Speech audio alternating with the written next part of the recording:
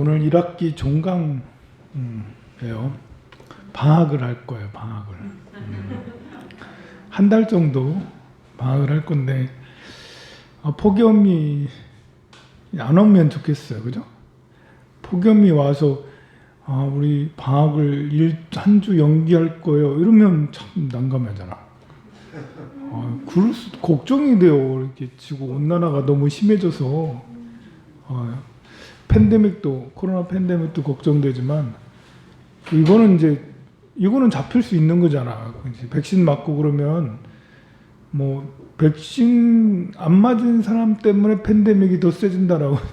백신 맞은 사람은 뭐 잘 안 걸리고 걸려도 뭐 덜 아프다고 그러니까 다행인데 이거는 잡힐 수 있는 건데 지구 온난화는 이거는 뭐 우리가 지금 한 3기, 암 3기 정도까지 오지 않았나. 지금 급히 수술이 필요한 시기잖아요. 그래서 이번에 발표하는 Fit for 55 하는 이거 이제 ESG 뭐 이런 거 하고 뭐 RE100 이런 것들인데요. 이런 것들이 전 세계 그야말로 딱 해서 더 이상 탄소 배출을 그냥 여기에서 빨리 1년 이내 어렵죠. 5년 이내 빨리 줄이는 이 방법이 그래도 지구 온난화를 조금이라도 늦출 수 있는 어떻게 생각하면 이미 늦은 것 같기도 하고 막 그래요. 희망이 과연 있나? 이런 걱정까지 되는데요. 그래도 해볼 때까지 해봐야 되지.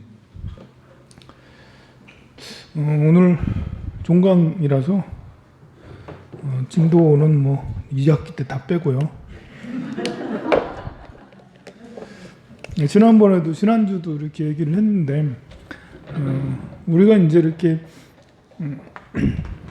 요즘에 경제 키워드는 이제 인플레냐, 디플레냐, 스태그플레이션이냐 뭐 이런 것에 대해서 우리가 한번 생각을 해보자고요. 과연 인플레가 올 것인가? 인플레. 근데 인플레 반대는 디플레죠.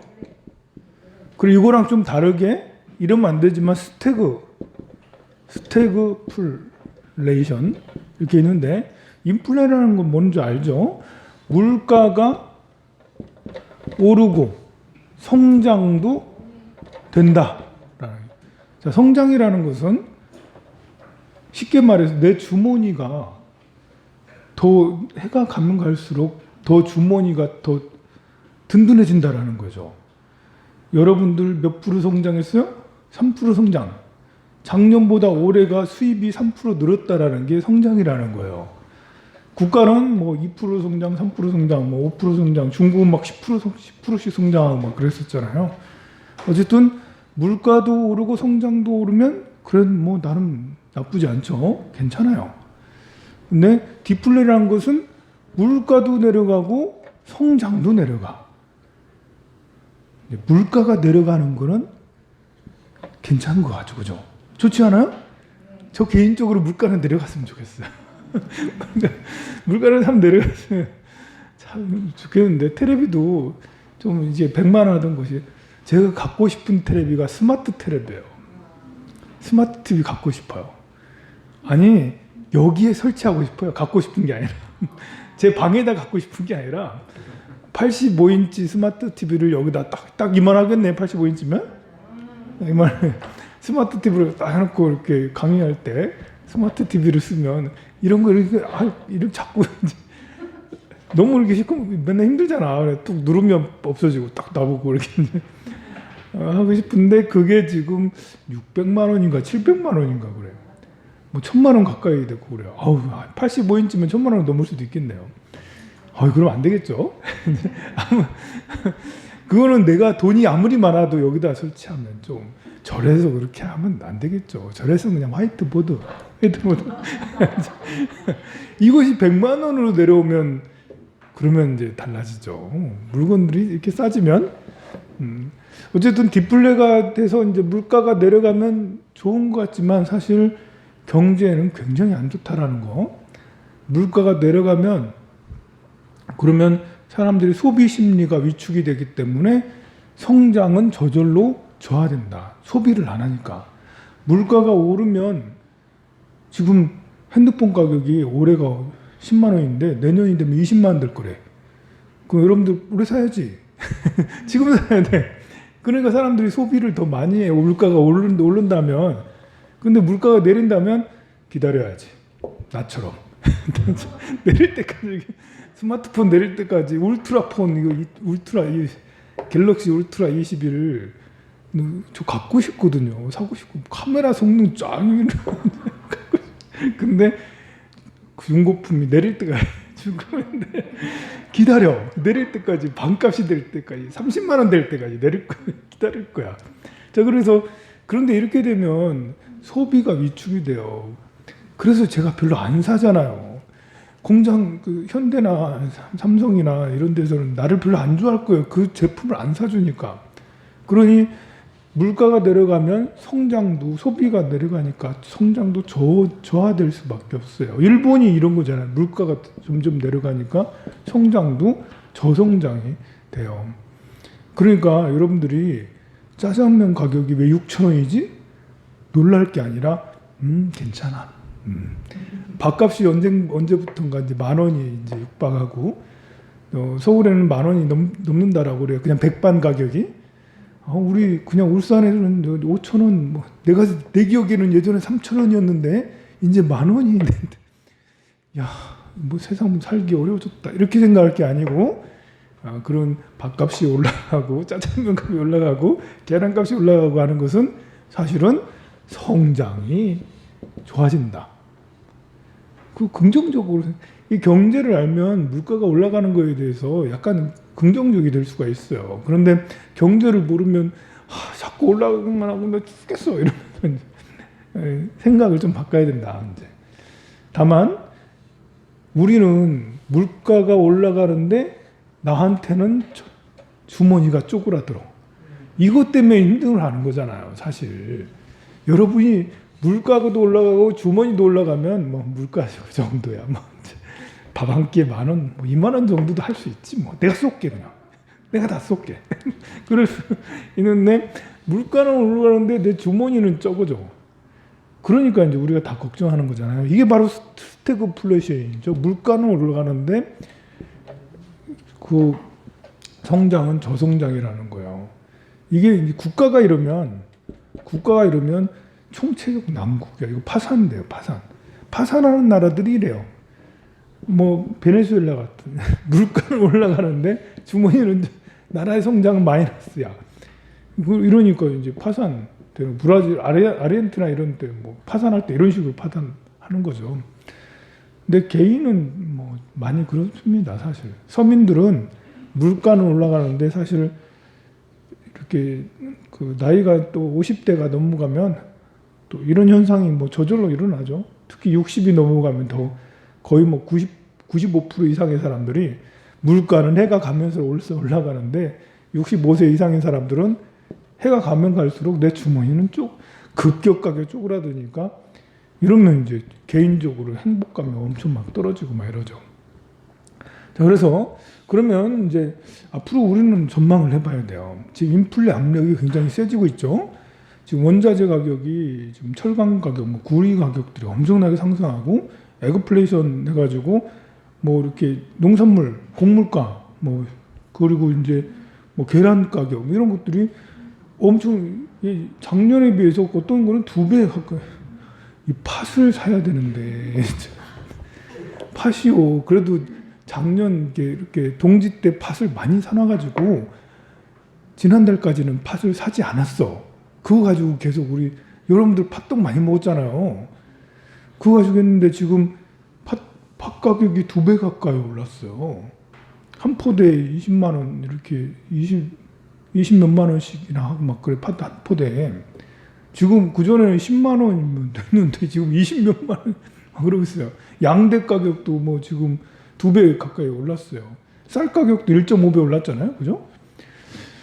그러면 물가는 이제 이렇게 그 소비자 물가가 있고 개인 총 지출 뭐 이런 것들도 있고 여러 가지 판단할 수 있는 그런 것들이 있는데요.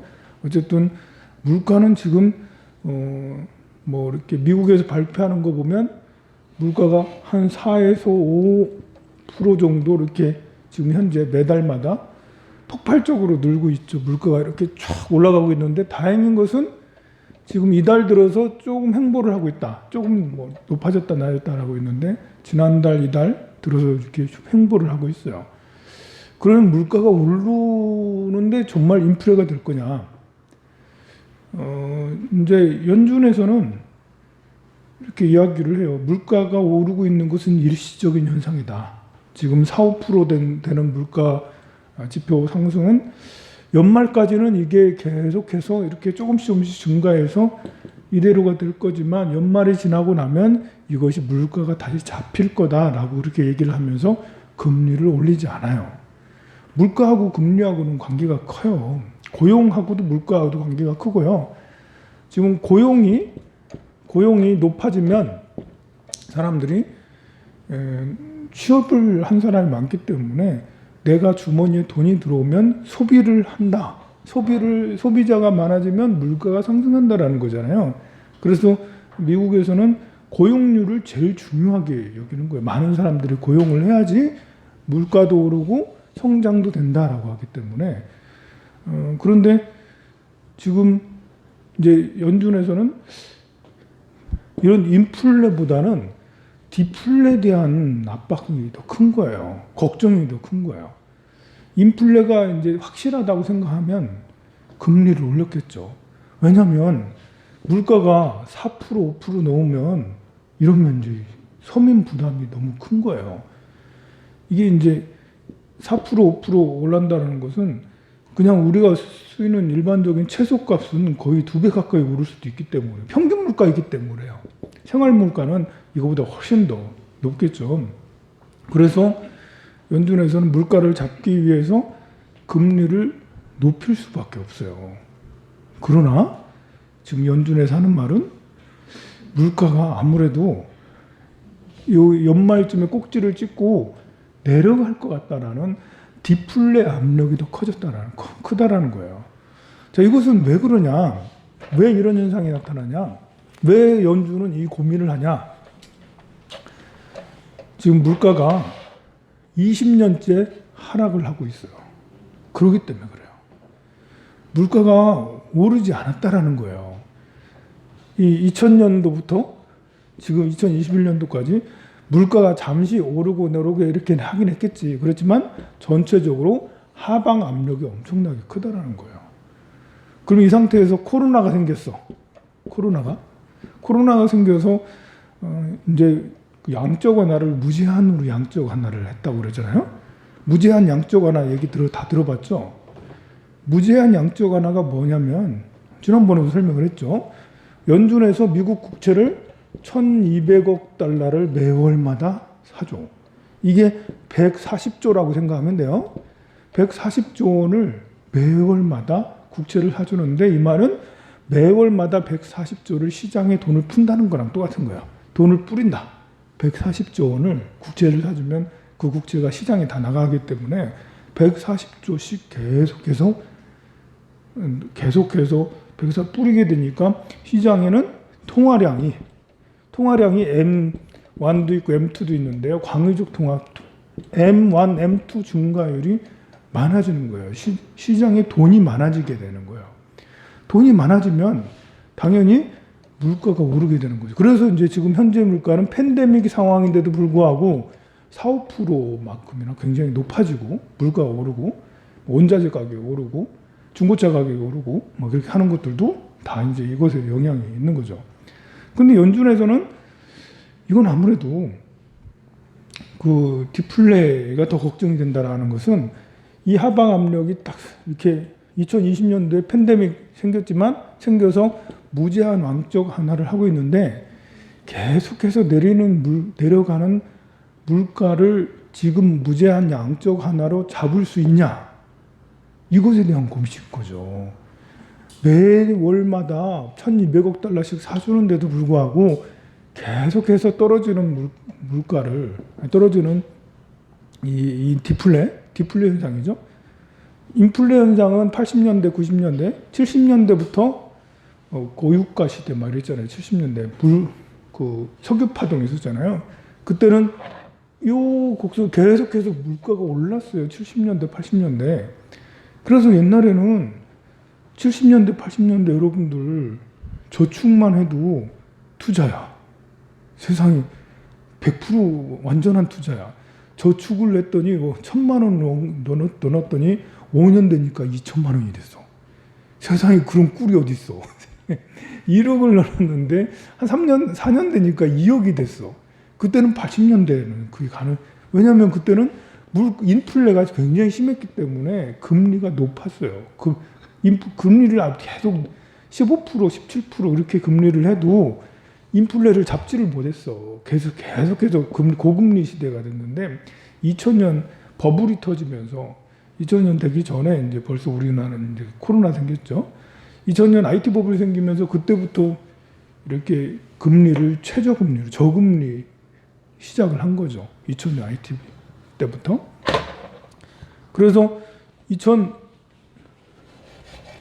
IT 버블이 생기고 2000년 IT 버블 생기고 나서 저금리 그때부터 저금리 시대가 생긴 거예요. 그렇잖아요. 여러분들 90년대만 해도 금리가 높았기 때문에 저금만 해도 그냥 여러분들 투자 같은 거 할 필요도 없었어. 통장에 넣어놓기만 하면 되는데 2000년도가 너무 갑자기 저금리 시대가 된 거죠. 그랬더니 미국에서는 어떤 일이 생겼냐면 모기지 사태들이 점점 이제 그러니까 사람들이 집을 사기 시작하는 거야. 집을 재테크로 생각을 해서 이 사람 집 사고 집값이 쭉 올라가는 거예요. 금리가 낮으니까 저금리 시대에 돈을 빌려서 주택을 사게 된 거야, 사람들이. 그러니까 나중에는 이게 2007년도 되면 부실해져요. 서브프라임 모기지라고 해가지고 이렇게 우량한 주택에만 대출을 해줘야 되는데 나중에 어떤 현상이 생겼냐면 그냥 계속해서 대출을 아주 쉽게 내주는 거예요. 제한이 별로 없었어. 그래서 부실한 것까지 대출을 다 내줬어. 부실한 사람들까지도 부실한 땅도 부실한 주택도 대출을 내줬는데 거기다 한술 더 떠서 부실한 주택들을 다 모아서 그걸 다시 재대출까지 해준 거예요. 그게 바로 서브프라임이라는 거예요. 부실한 것까지 합쳐가지고 마치 포장을 잘해서 그걸 합친 걸 가지고 또 한 거죠. 그러니까 2007년도에 은행들이 넘어지기 시작한 거고 2008년도에 리먼이라는 이제 자금 운용사죠. 뭐 골드만삭스나 JP 모건처럼 뭐 이제 메릴 린치처럼 이렇게 커다란 자금 운용사예요. 세계에서 세 번째인가 네 번째 큰 리먼 브라더스가 망하면서 파산하면서 그때부터 이제 본격적으로 사실 전조는 2007년도에 그 은행들이 파산하면서 이제 여기서 이제 끝이구나 이렇게 했어야 되는데 사람들이 그럼에도 불구하고 은행들이 파산하는데도 불구하고 계속해서 하는 바람에 2008년도 리먼 8월 달인가 그때 리먼이 이제 파산하게 돼요. 그때 이제 세계의 모든 자산들이 푹 떨어지는 일이 생겼죠. 이제 2097년인가 2000년도인가에 그때 비행기 쌍둥이 빌딩 테러가 있었잖아요. 9.11 테러. 9.11 테러에 있고 IT 버블 있고 그때 이제 세계 금융에 큰 충격이 있었거든요. 그래서 저금리 정책을 했는데 이 저금리를 계속 몇 년 동안 하면서 이런 서브프라임 모기지가 되면서 너무 쉽게 대출을 막 하니까 그때 대출을 받은 사람들이 엄청나게 부실해졌다는 건데 그때 대출 받아서 한 양보다 2021년도 현재 대출 양이 이만큼이나 더 높아졌다라고 그러죠. 그때보다 더 위험한 상태가 지금 됐다라는 것인데요. 어쨌든 이때 그렇게 해서 집값이 부동산값이 계속 오르게 되는 것들은 금리가 낮았기 때문에 생기는 현상이에요. 그리고 나서 금리는 낮았지만 물가는 디플레 계속 물가하고 성장은 계속 저성장의 저물가 이래 된 거예요. 이거는 이제 또 다른 원인이 있어요. 아니 부동산 가격이 오르면 물가도 오르고 성장도 올라야 되잖아. 안 그래요? 부동산 가격이 올랐던 사람, 이 사람도 돈 벌고 저 사람도 돈 벌고 저 사람도 돈 벌었다는 거 아니에요? 그런데 이게 일부만 돈 벌었지 전체적으로는 저물가의 저성장이었다는 거예요. 물가가 저물가가 된 것은 이때쯤에 2000년도가 넘어가면서 특히 2004년도쯤 되면서 중국이 세계무역기구에 가입을 하게 돼요. 세계무역기구 가입을 하면서 그때부터 중국이 세계 공장을 자철하면서 폭발적으로 성장을 하게 돼요. 이 나라의 성장이 우리나라도 좀 비슷한 게 있어요. 나라의 성장이 박정희 대통령 때 성장을 더 많이 했을까? 아니면 전두환 대통령 때 성장을 더 많이 했을까? 아니면 노무현 대통령 때 성장을 더 많이 했을까? 성장하는 양이. 이 성장이라는 게 70년대, 80년대, 90년대, 2000년대 이렇게 해서 보면 60년대 바닥이었죠. 그러니까 70년대 성장을 조금씩 이렇게 해요. 그래서 80년대 좀 더 성장하죠. 90년대도 성장을 또 이만큼씩 하죠. 여기 97년에 뭐 이렇게 잠깐 내려갔긴 해도 그 이후에 성장이 이렇게 많이. 그 이후로 97년에 IMF 생겨서 푹 떨어진 다음에 다시 성장을 하는데 완만하게 성장하던 이때랑 다르게 엄청 급하게 대한민국도 성장을 했어요. GDP 이런 것들을 생각해보면 그렇다 이런 거예요. 성장이라는 것이. 그래서 우리가 생각할 때 전두환 대통령 시절에 정말 많이 성장하지 않았어요? 라는데 그게 아니고요. 그때는 초석을 깔았던 거예요. 초석을. 근데 성장은 김대중 대통령 이후에 그 이후에 지금까지 성장이 엄청 빠르게 성장을 해서 지금은 그 G7, G8번째? 9번째? 어쨌든 세계 10번째 안에 경제 대국에 들게 됐으니까 엄청나게 빠르. 중국도 마찬가지야. 중국은 70년대 후반에 개혁 개방이 시작이 됐죠. 70년대 이거 똑같아. 근데 중국이 갑자기 쭉 성장한 것은 바로 2000년대 초부터 갑자기 엄청난 성장을 이뤘죠. 물론 2004년도 이때까지도 80년에 비하면 엄청난 성장이었지만 더 급한 성장은 지금 이렇게 근래 20년 동안 엄청난 성장을 이뤘어요. 바로 이런 때 중국이 세계의 공장을 자처하면서 공산품 가격이 엄청나게 다운됐어요. 우리나라도 피해를 많이 봤죠. 디스플레이 같은 거 이런 것들 공장들을 다 중국에 가고 막 우리나라에 성장 되게 위험했었는데요. 그러면서 물가가 계속해서 내릴 수 있는 그런 것이었죠. 미국 사람들은 특히나 더 중국 제품들을 많이 이용을 해서 물가가 더 오르지 않게 됐어요. 그래서 물가도 내려갔는데 성장도 계속 디플레가 계속 오랫동안 유지됐어요. 그 사이에 그 리먼 사태도 있었지만 리먼 사태 이후에 우리가 이제 요즘에 많이 하는 양적 완화, 지금 이제 그 무제한 양적 완화를 하잖아요. 그런 무제한 양적 완화를 지금만 한 게 아니라 이 앞전에도 했는데 바로 서브프라임 사태, 그러니까 리먼 사태 이후에 2009년도부터 2010년 2009년 4월부터 2010년 4월까지 이때 이제 처음으로 국채를 페드에서 850억 달러씩 매월마다 사줬어요. 처음으로 그때.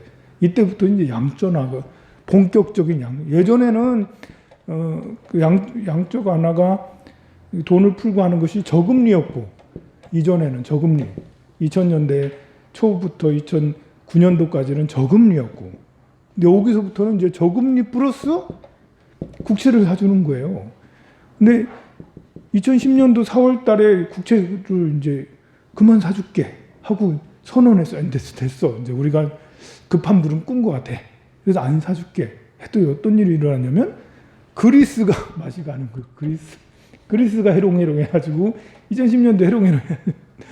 그래서 이게 양적 완화를 갑자기 끊으니까 그리스가 해롱해롱. 그래서 안 되겠다 해서 한 번 더 다시 양적으로 이게 그리스가 이제 망가지니까 세계가 휘청하잖아요. 그래서 2010년, 11년도에 다시 한 1년 가까이 또 다시 이제 750만 달러 해가지고 다시 또 국채를 사주기 시작했어요. 그래서 이 정도면 됐겠다 싶어가지고 한 1년 가까이 사주고 난 다음에 이제 또 다시 이제 그만해. 이제 우리 이제 충분히 급한 불을 끈 것 같아. 그랬더니 2012년도에 피그라는 이렇게 스페인하고 이탈리아하고 그리스하고 또 포르투갈인가요? 이 나라들이 해롱해롱해서 맞이가가지고 거의 파산 위기까지 온 거예요. 그래서 EU에서 엄청 노력하고 세계 경제가 휘청했어. 그래서 이제 다시 또 양적 완화를 시작하는 거죠. 국채를 다시 페드에서 사주기 시작해서 그게 3차 양적 완화예요. 2013년도, 4년도 이때 다시 또 사줬는데요. 그때 이제 테이퍼링이라는 단어가 처음으로 등장해요. 지금은 여러분들 경제에 조금만 관심 가져도 테이퍼링 이런 얘기 자주 나오잖아요. 9시 뉴스에도 나와 심지어 테이퍼링이라는 말이. 지금은 테이퍼링이라는 말을 모르면 좀 약간 이제 시대에 뒤떨어졌다. 그때 2013년도인가 14년도 그때 이미 2번을 경험했잖아요. 갑자기 끊어버리니까 경제 충격이 너무 큰 거예요. 그래서 연준도 이제는 머리를 좀 쓰기 시작한 거죠. 국채를 갑자기 끊지 않고 천천히 끊어가겠다. 이달에 얼마씩 줄여가겠다. 그래서 테이퍼링이라는 말을 쓰는 거예요. 테이퍼링이라는 게 수도꼭지를 점점 줄이다. 쫄쫄쫄쫄 줄이다라는 그런 의미를 가지고 있거든요. 점점 줄여서 좀 작아지다. 뭐 이런 의미를 가지고 있어요. 그래서 국채 매입을 점점 줄이겠다 해서 이렇게 좀 경제 충격을 좀 덜했죠. 그러면 이때도 푼 돈이 엄청나게 많다고요. 2009년도부터 2014년도까지 엄청나게 많은 돈을 풀었다고. 몇 년 동안이나 몇 번에 3번에 걸쳐서. 그러면 이 돈들은 그냥 푼 거잖아요. 이게 경제가 순환이 돼서 성장을 해서 한 게 아니라 그냥 마치 우리 아버지가 부자여서 나한테 100억을 딱 줬어. 그럼 되게 얼마나 좋겠어요, 그죠? 요즘에 젊은 애들이 꿈이 졸부가 꿈이래. 이렇게 아버지의 재산을 받는 게 꿈이래. 근데 아버지들이 가난했었잖아. 그래 만약에 이렇게 큰 돈을 100억이라는 돈을 딱 받았어요. 그 돈을 가지고 이렇게 좋은 아이디어를 내서 좋은 사업을 하고 잘해서 성장을 이뤄내면 그러면 그 이후에 그 버블이 생기지 않죠. 위험이 생기지 않아요. 그런데 그 돈 가지고 펑펑 썼어. 이러면 나중에 이게 이제 큰 위험에 파산에 이를 수도 있는 거잖아요. 비아드 말고 중국의 전기차 스타트업 회사인데 그 얼마 전에 파산 신청 냈거든요. 가만 보면 이 회사는 아이디어는 굉장히 좋았고 뭐 심지어 연구도 이렇게 곧 있으면 전기차를 낼 거라고 공장까지도 만들고 투자를 수십억 달러를 투자를 받았어요. 그런데 파산 신청했어요. 나중에 이렇게 직원들 얘기 듣고 후에 들리는 소문 보면 너무 돈을 팡팡 썼다. 연구를 제대로 하고 이런 데 써야 되는데 홍보비 얼마, 간식비 얼마 너무 사람들이 방만하게 운영을 해서 아이디어는 좋았지만 파산 신청했다라고 그렇게 하죠. 마치 이런 것도 비슷해. 연준에서 돈을 많이 풀었으면 그걸 가지고 성장을 이루어야 되는데 2017년, 18년 그래 그 날짜는 계속하고 그래 2020년이 됐어. 2020년 되니까 장단기 금리차가 역전이 된 거예요. 장단기 금리차가 역전이 됐다는 건 문제가 생겼다는 거예요. 금리는 장기 금리가 있고 단기 금리가 있잖아요. 장기 금리는 10년치를 기준으로 하거든요. 단기 금리는 뭐 2년짜리도 있고 몇 개월짜리도 있는데 보통 2년짜리를 단기 금리라고 그래요. 단기 금리가 더 높겠어요? 장기 금리가 더 높아야 되겠어요? 10년짜리 국채가 이렇게 이자가 더 높아야 되겠어요? 2년짜리 국채 이자가 더 높아야 되겠어요? 오래된 것이 장기가 이자가 더 높아야 돼. 이 10년이나 가지고 있어야 되는 거잖아. 10년. 그럼 이자를 더 줘야 되는 거잖아. 보면. 근데 이때 2020년 초에 장단기 금리 차이가 역전이 됐어요. 단기 금리가 더 높고 장기 금리가 낮다라는 거예요. 그 말은 뭐냐면 국채를 사는 사람이 장기 금리를 잘 안 사고 단기 금리를 산다는 것은, 장기 금리가 낮다라는 것은 10년 후의 미래는 별로 안 좋다라고 사람들이 생각하는 거예요. 이거는 큰일 날 거다. 10년 후에는 별 관심이 없다. 지금 당장은 괜찮은데 10년 후에는 너무 불안하다. 그러니까 장기 금리가 사람들이 인기가 없으니까 금리가 그 역전이 일어나는 거예요. 그 말은 사람들이 희망이 없다는 말하고 비슷한 거죠. 이건 잘 될 거야. 대한민국은 점점 잘 돼서 10년 후는 잘 될 거야. 그러면 내가 장기 금리 좀 사서 좀 오래 두면, 그러면 이제 이렇게 나중에 손 안 대고 코 풀듯이 돈이 많아져. 뭐 이렇게 이런 개념이거든. 근데 그게 아니고 벌써 2020년쯤 초에 되니까 장단기 금리가 역전이 됐어요. 굉장히 안 좋은 신호거든요. 그런 때는 모든 자산을 팔고 그냥 현금으로 해놔야 될 때예요. 앞으로 그런 날이 올지는 모르겠지만 어쨌든 그렇게 되면서 2020년이 됐는데 다행인지 불행인지 코로나가, 그러니까 돈을 엄청나게 풀었는데, 이때도 풀었어요. 세상에 몇 년 동안 풀었다 했잖아. 양적완화 했는데 인플레 했어요? 이 돈을 많이 풀어서 그때도 인플레 될 거라 했거든.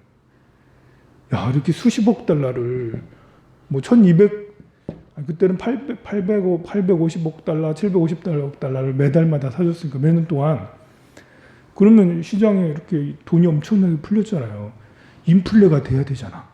다들 인플레 될 거라고 했는데 나중에 가서 2017년이 되고 18년이 돼도 인플레는 무슨 인플레? 디플레. 계속 저성장으로 가니까 사람들이 이거 이상하네? 그러면 지금 연준이 지금 주장하는 것이 납득이 가는 거죠. 지금 물가가 4~5% 이렇게 높아지고 있는데 연준은 아니야. 이렇게 지금 이 연말에 꼭 찍고 물가가 내려갈 거야. 이렇게 예상을 하는 것이, 이전에 해보니까 2018년, 19년 계속 디플레로 가더라 이거죠, 이제. 그렇다면 연준이 지금 인플레가 무섭겠어요? 디플레가 무섭겠어요? 디플레가 더 무서운 거거든요. 인플레는 잡을 수 있어요. 금리로. 금리를 높이면 되는 거예요. 인플레는 간단해요. 근데 디플레는 어떻게 잡죠? 잡혀주. 일본이 잡겠다고 무제한 양적 완화를 일본이 먼저 시작한 거예요. 미국도 무제한 양적 완화 이것도 일본 보고 일본 보고. 근데 일본은 30년이 지났는데도 아직도 저성장이라고요. 아베노믹스가 별게 아니고 아베가 이렇게 무제한 양적 완화를 한 거예요. 그런데 반짝 조금 하다가 다시 쪼그라들고 있잖아요. 그러니 연준은 인플레는 금리를 높이면 돼. 괜찮아. 근데 디플레는 이건 막기가 더 어려운 거죠. 디플레가 지속되면 스태그플레이션이 될 수밖에 없잖아요. 파산의 길로 가는 거잖아요. 무섭잖아요, 이게. 그래서 지금 그러면 인플레가 될까요? 디플레가 될까요? 자, 이제 그러면 인플레가 된다고 가정을 한번 해보자고요. 어디까지 인플레가 될 것인가? 네? 인플레가 올라가면 어떻게 된다고 그랬죠? 금리가 올라가요. 그죠? 네. 인플레, 디플레 별 관심 없고 제일 중요한 건 금리지 않겠어요? 우리한테 제일 중요한 것은 인플레, 디플레 잘 모르겠고 금리가 올라가면, 만약에 이제 기준금리가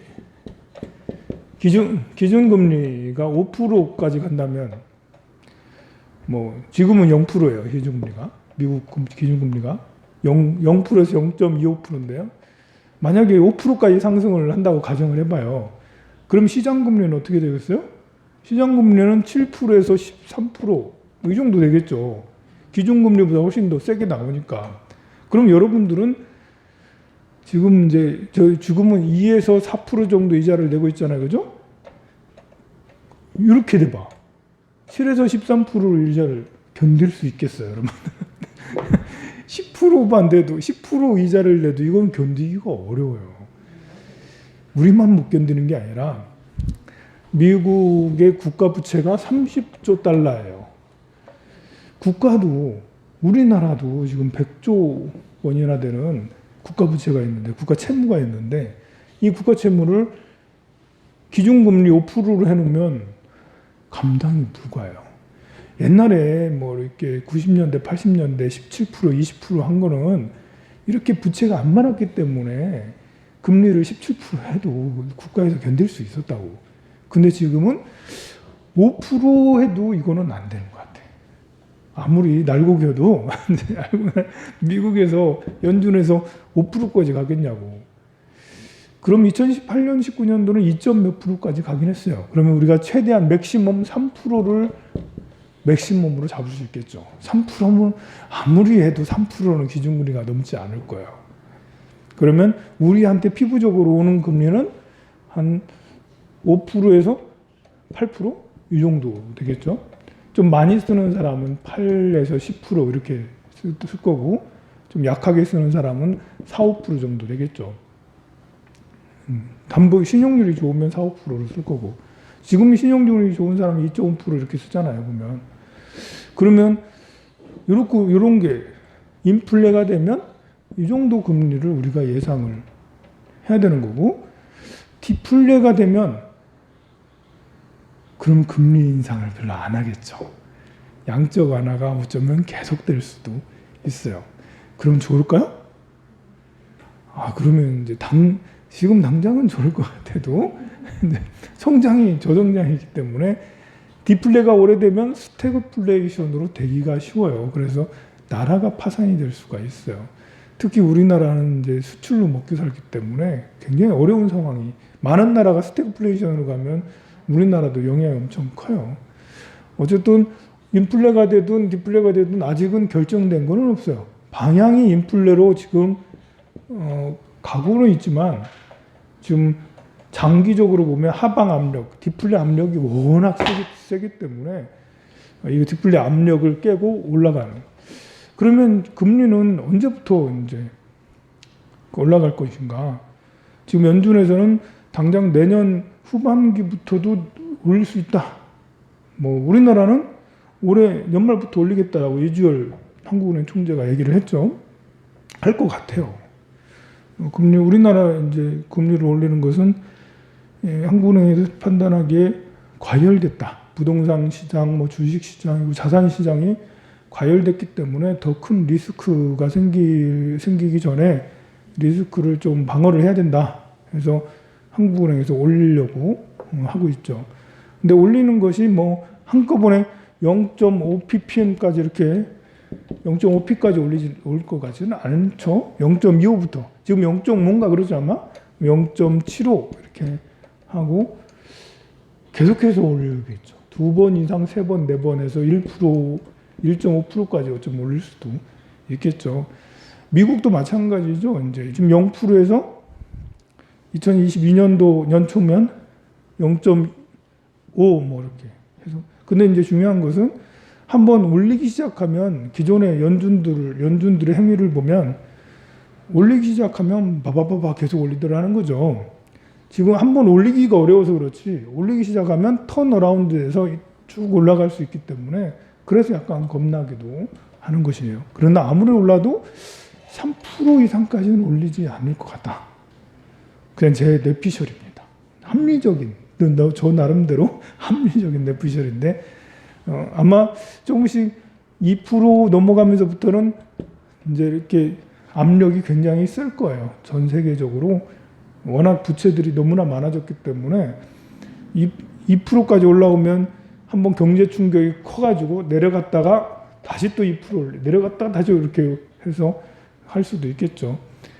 전에도 이제 금리를 올리겠다 하니까 전 세계에 발작을 해가지고 버버버벌 떠서 이제 올리지 못하고 한 1년 지나서 겨우 조금 올리고 막 그렇게 하고도 했었기 때문에 그래서 저런 금리가 뭐 어쩌면은 이제 우리 그 코로나가 오면서 대한민국 사람들은 금융 지식이 굉장히 많이 늘었어요. 심지어 제가 여기서 이런 강의를 하고 있잖아요.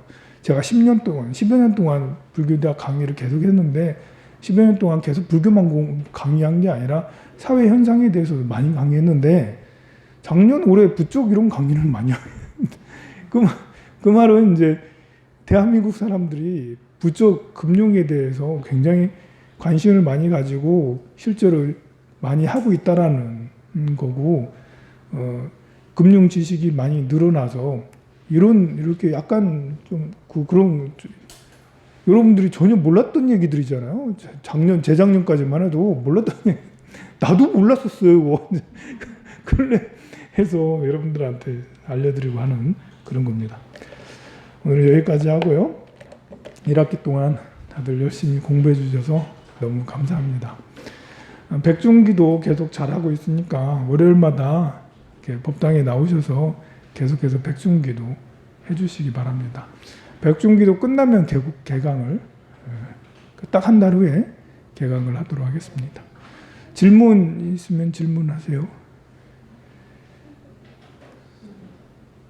이런 거 궁금한 거 없어요?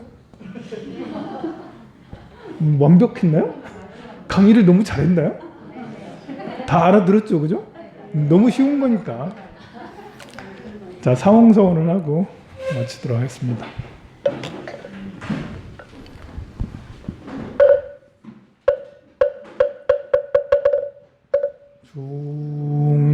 중생을 다 건지오리다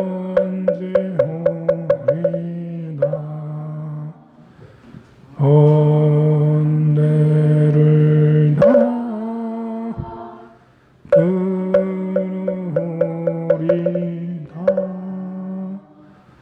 법문을 다 배우리다